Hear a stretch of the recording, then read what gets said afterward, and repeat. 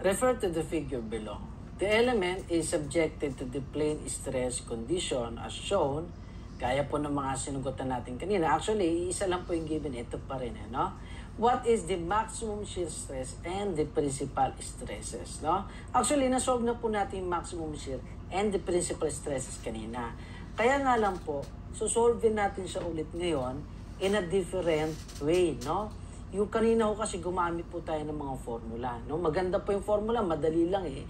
Isa-substitute mo lang, no? Kung memorize mo yung formula, wala po tayong pag-uusapan doon, no? Kaya nga lang, kung mapapansin mo yung ating po mga formula na ginamit, no? Para po masolve yung mga to, medyo may kahabaan po at saka pronto kalimot, lalo po pag, alam niyo naman, pagka mismong araw na po ng board exam, marami ang kinakabahan at baka nga hindi mo din maiwasang kabahan. So, meron po tayong pag-aaralan ngayon na method na mas madali po, no? Hindi tayo magme-memorize ng formula, magdo-drawing lang tayo, no? Mas madali po ito at mas maikse, and at the same time, kaya po natin solvein lahat, no? Masosolve na natin sa method na to yung maximum shear, yung principal stresses, pati mga angles, no? Ang gagamitin po natin yung Mohr circle. Okay, magdo-drawing po tayo ng circle, no? Ang naka-invento si Mohr, no? Actually, ginagamit din po ito sa pagko-compute ng moment of inertia, but for this case, gagamitin po natin sa combined stresses, no? Paano po ginagawa? Ganito po 'yon, no? Ang gawin po natin, gagawa po tayo ng plane ng mga stress, no?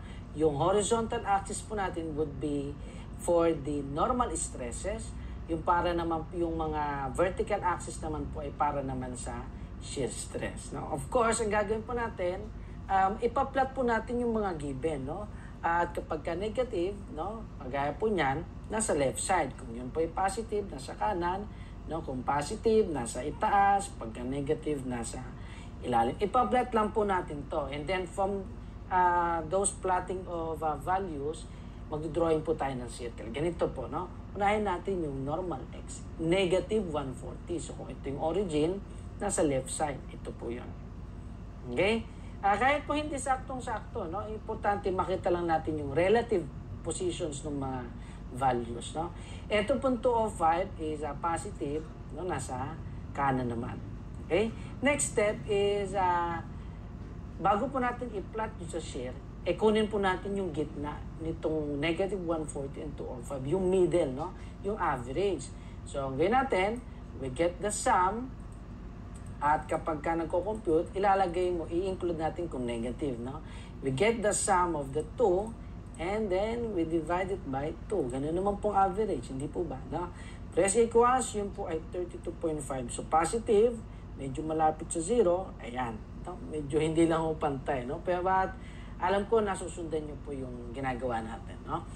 And then, next step is, i-plot po natin yung para sa shear, no? Ito po ay 100, lagay natin dito sa taas. Kaya actually, pwede rin po sa ilalim, no? Remember, yung sa shear, we do not really care about its sign. Kasi pwede po siyang positive, pwede negative. But for the simplicity of the method, no? Dito natin lagay sa taas. Ngayon, ang gagawin po natin ganito.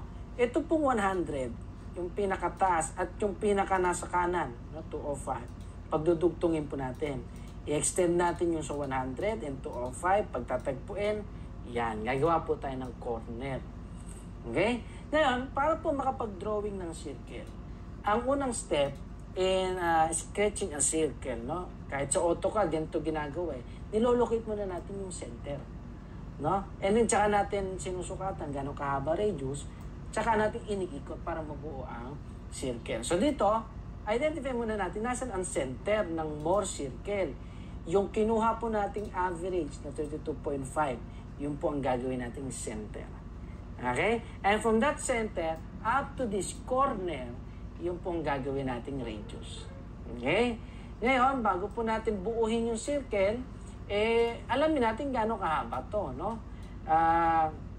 Siyempre, gagamit lang po tayo ng trigonometry, no? Actually, gagamitin po natin dyan Pythagorean theorem. Pero bago tayo pumunta doon, gaano ho ba ito kataas?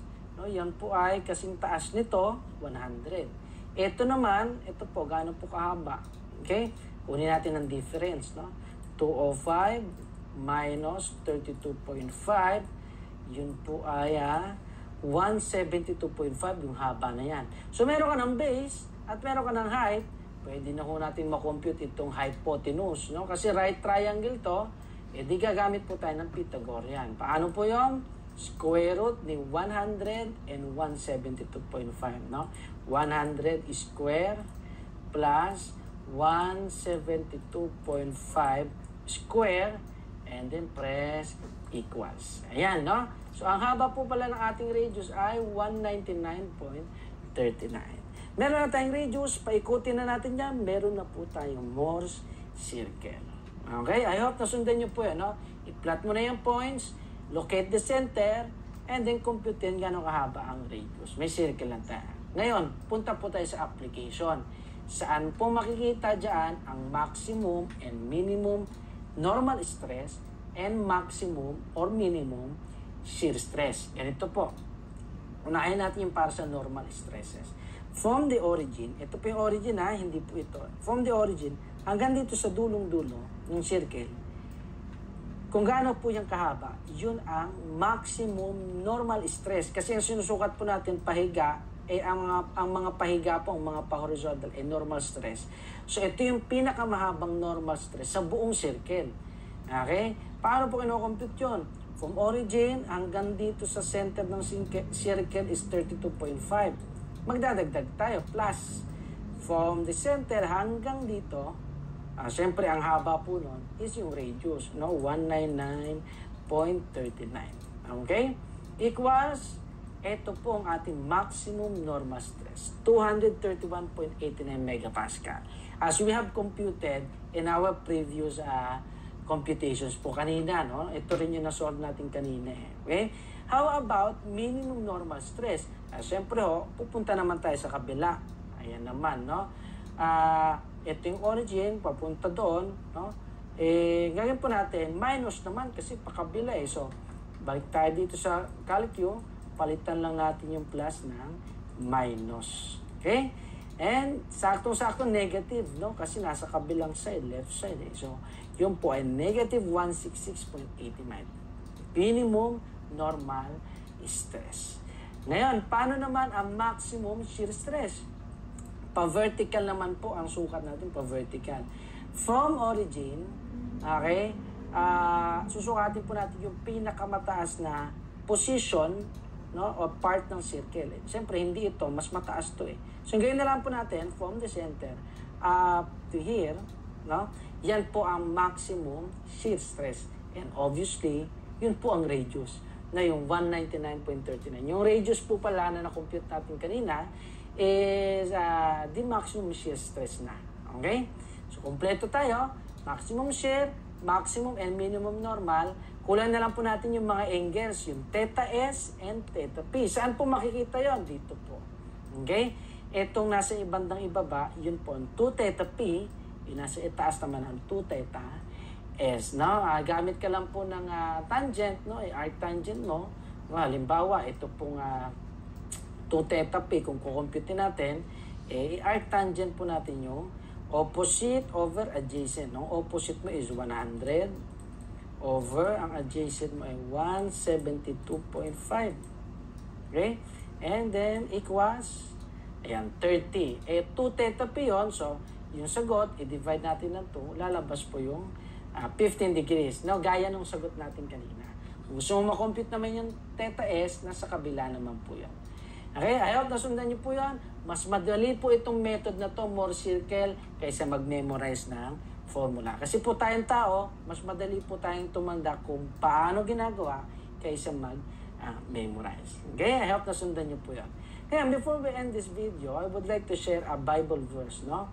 A verse from a letter na ginawa po ni Saint Paul para sa mga taga-Galatia, no?